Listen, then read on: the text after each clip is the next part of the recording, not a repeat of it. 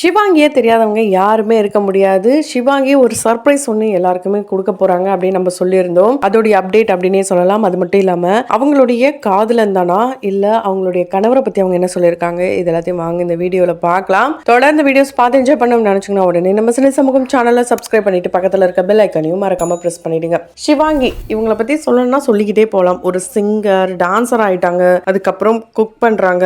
இவங்களுடைய கிராஃப் பாத்தீங்கன்னா அப்படியே மேல போயிட்டே தான் இருக்கு. ஸோ அதுல ஒன்னா இப்ப வந்திருக்கிறது தான் ஓன் கம்போசரா இருக்காங்க. ஆமாங்க, இப்ப இவங்க ஒரு பாடலை ஒண்ணு கம்போஸ் பண்ணிருக்காங்க. இந்த பாடல் பாத்தீங்கன்னா இப்போ வேலண்டைன்ஸ் டேக்காக இவங்க டெடிகேட் பண்ணிருக்காங்க. அது மட்டும் இல்லாம பல பெண்களுக்கும் ஆண்களுக்கும் இந்த பொண்ணு பின்னாடியே போறது, இந்த மதிக்காம நம்மள உதறிட்டு போறது, இல்ல பையன் பின்னாடியே போறது, அவன் நம்மள கண்டுக்காமலே போறது, இந்த மாதிரி இருக்கிற சூழலுக்கு ஏத்த மாதிரி இந்த பாடலை வடிவமைச்சிருக்காங்க. ஸோ அது மட்டும் இல்லாம இந்த பாடலை இவங்களே பாடியிருக்காங்க, அதுல பர்ஃபார்மன்ஸ் கொடுத்துருக்காங்க, ஆக்ட் பண்ணியிருக்காங்க, வேற லெவல் பண்ணியிருக்காங்க. என்னாச்சோ அப்படின்ற ஒரு பாடலை தான் இவங்க வந்து பாடியிருக்காங்க அண்ட் ஓனாக கம்போஸ் பண்ணியிருக்காங்க. ஸோ இந்த பாடல் எதுக்காக அப்படின்னா 21 வயசுலேயே நம்ம கல்யாணம் பண்ணிடணும் அப்படின்ற ஒரு ஆசையோடு இருக்கிற ஒரு பொண்ணு. அதுக்கப்புறம் பார்த்தா காதலில் பல அடி. இப்படி இருக்கும்போது எப்படா நமக்கு வந்து கல்யாணம் நடக்கும்? சரி இப்போ வேணாம், நம்ம சூஸ் பண்ணுறவங்க தான் இப்படி இருப்பாங்க போல, இல்லை எல்லாருமே இப்படி தான் இருப்பாங்களான்ற கேள்வி வர வகையில் தான் இவங்க யாரெல்லாம் செலக்ட் பண்ணுறாங்களோ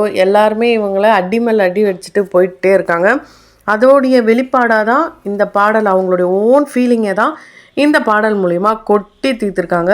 உண்மையாலே இந்த பாடல் கண்டிப்பாக ஹிட் ஆகிடும். ஏன்னா பல பேரும் இவங்க 5 வருஷத்துக்கு முன்னாடி ஒரு விஷயத்த சொன்னாங்க, அதை நடத்தி காட்டிட்டாங்கன்ட்டு ரொம்ப ப்ரௌடு மொமெண்ட்டாக அதை ஷேர் பண்ணிட்டு வராங்க. ரொம்ப எமோஷ்னல் மொமெண்ட்னே சொல்லலாம் ஷிவாங்கிக்கு. உண்மையாலே நீங்கள் ஷிவாங்கி ஃபேனாக இருந்தீங்கன்னா கண்டிப்பாக இந்த ஒரு வீடியோவை நீங்கள் நல்லாவே என்ஜாய் பண்ணுவீங்கன்னே சொல்லலாம். குரலே வந்து கீச்சு கீச்சுன்னு இருக்குது, இதெல்லாம் என்ன சிங்கர் அப்படிலாம் கேலி கிண்டல் பண்ணவங்க இப்போ பார்க்குறதுக்கு ரொம்ப அழகாக, ரொம்ப மாடர்னாக அண்ட் ஹீரோயின் லுக்கில் இருக்காங்களே. இவங்க எந்தாவது பெரிய படத்தை நடிக்கணும் அப்படின்ற ஆசை ஆடியன்ஸ்க்கும் இருக்குது, அதே மாதிரி ஷிவாங்கிக்கும் இருக்குது. ஸோ சின்ன வயசில் 1ஆம் கிளாஸில் ஆரம்பித்த இவங்களுடைய சிங்கிங் பயணம் அப்படியே கட் ஆகி 7ஆம் கிளாஸில் திரும்ப ரீஸ்டார்ட் பண்ணுறாங்க. அங்கேருந்து இப்போ வரைக்கும் ரொம்ப சூப்பராகவே போயிட்டுருக்கு. பல பேருடைய கேள்வி இதுவாக தான் இருக்கும், என்ன இந்த பொண்ணு பாட்டு மட்டும் பாடாமல் கோமாளியாகவும் இருந்தது, குக்காவும் மாறுச்சு, ஆங்கரிங் பண்ணுச்சு, இப்போ கம்போஸும் பண்ணுது, எப்படிப்பா அப்படின்ற கேள்வி பல பேருக்கும் இருக்கும். ஸோ அதுவும் இல்லாமல் ஒன்று பண்ணவே நம்மளால ஒன்றுமே முடியல, இந்த பொண்ணு இவ்வளோ பண்ணுது, ஏன் இந்த பொண்ணு எல்லாத்துலேயுமே வந்து காலை வைக்குது, ஏதாவது ஒரு விஷயத்தில் மட்டுமே ஃபோக்கஸ் பண்ணி அதில் பெரிய ஆள் ஆளாமே அப்படின்ற ஒரு தாட் கூட ஒரு சிலருக்கு இருக்கும். அதுக்கு இவங்களுடைய பதில் என்னென்னா, பொதுவாகவே நம்ம ஒரு விஷயத்தில் ஃபோக்கஸ் பண்ணுறோம். ஒரு ஆக்டராக இருக்கும், இல்லைனா வந்து சிங்கிங்காக இருக்குன்னா, நான் இப்போ படத்தில் பாடிட்டேன் இல்லை நடிச்சுட்டேன்னா அந்த படம் வெளியாகிறதுக்கு எப்போ ஆகுமோ என்ன ஆகுமோ தெரியாது.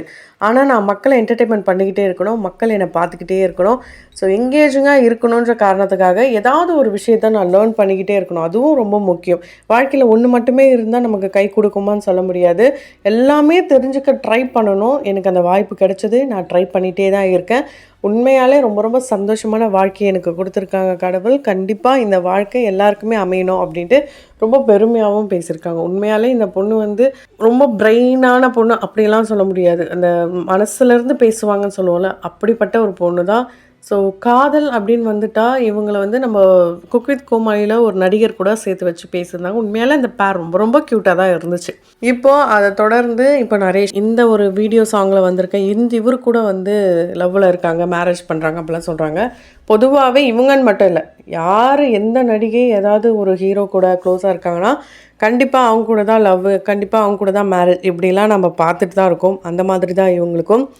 ஆனால் உண்மையாலே இவங்களும் பல பேர் மேலே காதலெல்லாம் இருந்திருக்காங்களாம். ஆனால் அந்த காதல் என்றைக்குமே கை கொடுக்காமலே போயிருக்கு. ஸோ இவங்க போய் வாலண்டியாக பேசுகிறது, எல்லாமே அவங்களுக்காக செய்கிறது, வெளியே கூப்பிட்டு போகிறது, எல்லாமே நம்ம எடுக்கிற ஸ்டெப்பை ஏன் பாய்ஸ் எடுக்க மாட்டுறாங்கன்ற கேள்வி இவங்களுக்குள்ளே இருக்குமோ.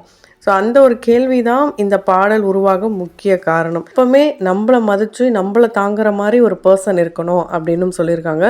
அது 100க்கு 100 உண்மை தான். ஸோ அந்த மாதிரி ஒரு வாழ்க்கை யாருக்கு அமைதோ அவங்க தான் லக்கி. அது பையனாக இருக்கலாம், பொண்ணாக இருக்கலாம், அவங்களுக்கும் இதே மாதிரி ஒரு வாழ்க்கை வேணுமாங்க. இவங்க வந்து பாய்லாம் தேவையில்லை, எனக்கு மேன் தான் தேவை, என்ன கேரிங்காக பார்த்துக்கணும், என் ஃபேமிலியை பார்த்துக்கணும். ஸோ நான் ஹக் பண்ணனா அவன் என்னை ரொம்பவே வார்மாக வந்து ஹக் பண்ணணும், ரொம்ப சந்தோஷமான வாழ்க்கையை வாழணும். உண்மையாலே அந்த எமோஷ்னல் பாண்ட், அந்த கனெக்ட் எல்லாமே இருக்கணும். இந்த சில்லறத்தனமாக அவன் நடந்துக்கக்கூடாது. என்ன வந்து அவங்க ரொம்பவே தாங்கணும். நானும் அவனை நல்லா பார்த்துப்பேன். ஸோ அந்த மாதிரி ஒரு பர்சன் அமையணும். இது எல்லாத்துக்கும் மேலே எனக்கு அழகா 2 குழந்தைங்க பிறக்கணும். ஒரு அழகான வாழ்க்கையை எனக்காக ஒரு குடும்பத்தை நான் உருவாக்கணும்னு ஆசைப்பட்றேன். ஸோ இது எல்லாமே எங்கள் மாமியார் கையில் தான் இருக்குன்ட்டு ஃபைனலாக அவங்க சொல்லும்போது ஃபன்னாக இருந்தாலும் 100க்கு 100 உண்மை. ஒரு 21 வயசில் ஒரு பொண்ணு இருக்காங்க. அந்த காதலில் திருமணம் இந்த மாதிரி மைண்ட் செட்டில் இருக்கிற பொண்ணு இப்போ 26 வயசு ஆகப்போகுது. இந்த டைமில் திரும்பவும் அதே எண்ணம். ஆனால் எனக்கு வந்து ஒரு பர்ஃபெக்டான பையன் வேணும். ஏன்னா அவங்களுடைய ஃபேமிலியும் பார்த்திங்கன்னா மேரேஜுக்கு ரெடி ஆகிட்டு இருக்காங்களாம். பையனும் பார்த்துட்ருக்காங்களாம்.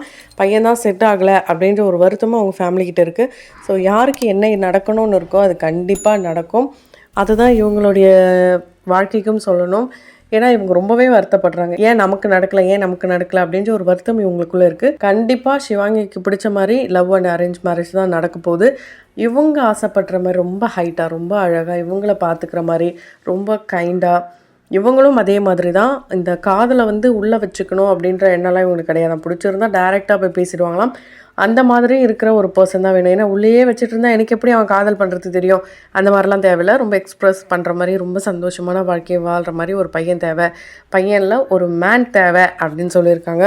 கண்டிப்பாக கூடி சீக்கிரம் சிவாங்கியோடைய திருமண அழைப்புதல் நம்ம எல்லாருக்கும் வரும் அப்படின்னு சொல்லலாம்.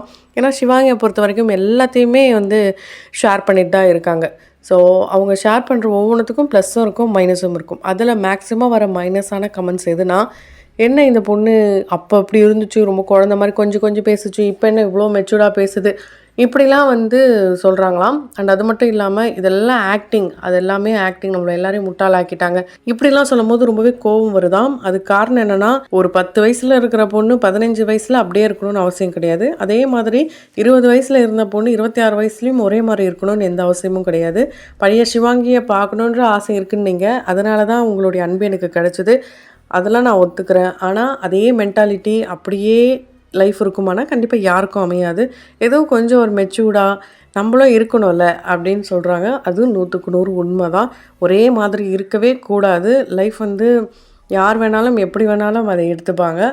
ஸோ லைஃப்பை இவங்க நிறையவே லேர்ன் பண்ணுறாங்க. நிறைய நம்ம வந்து சொல்லுவோம், இவங்களுக்கு என்னப்பா நல்லா வந்து வசதியாக இருக்காங்க அப்படின்னு சொன்னாலும், இவங்களுக்கு சப்போர்ட் பண்ணுறதுக்கு இவங்க மனசளவில் பல பேர்கிட்ட அடி வாங்கியிருக்காங்கன்னு தான் சொல்ல முடியும். நிறைய இடங்களில் வந்து அவமானப்படுத்தியிருக்காங்களாம். ஸோ படத்துலேயும் இவங்க நடிச்சிருக்காங்க. விஜய் சார் படத்தில் நடிக்கணும்னு ஒரு ஆசை இருக்காம். ஆனால் அதுக்கான வாய்ப்பு வந்து இல்லை. ஏன்னா அவர் தான் கடைசி படம் நமக்கு தெரியும், ஜனநாயகம். அதுவே இன்னும் ரிலீஸ் ஆகலை. கண்டிப்பாக அதுவும் ரிலீஸ் ஆகும். அடுத்தடுத்து இவங்களுக்கு வந்து நல்ல வாய்ப்புகள் அமையும் அப்படின்னே சொல்லலாம். ஸோ அந்த வகையில் சிவாங்கி ஆசைப்பட்ட மாதிரி அவங்களுடைய வாழ்க்கையும் சரி, வாய்ப்புகளும் சரி எல்லாமே கிடைக்கணுன்ட்டு நம்மளுடைய சின்ன சமூகத்தின் வாயிலாக வாழ்த்துக்களை தெரிவித்துக் கொள்ளலாம். தொடர்ந்து வீடியோஸ்லாம் பார்க்கணும்னு நினச்சிங்கன்னா, அவங்களுடைய ஆல்பம் சாங்க்கு நீங்கள் விஷ் பண்ணணும்னு நினச்சிங்கன்னா, அதை கமெண்ட் பாக்ஸில் மறக்காமல் கமெண்ட் பண்ணுங்கள். அதுக்கு முன்னாடி நம்ம சினி சமூகம் சேனலை சப்ஸ்கிரைப் பண்ணிவிட்டு பக்கத்தில் இருக்க பெல் ஐக்கானையும் மறக்காமல் ப்ரெஸ் பண்ணிவிடுங்க.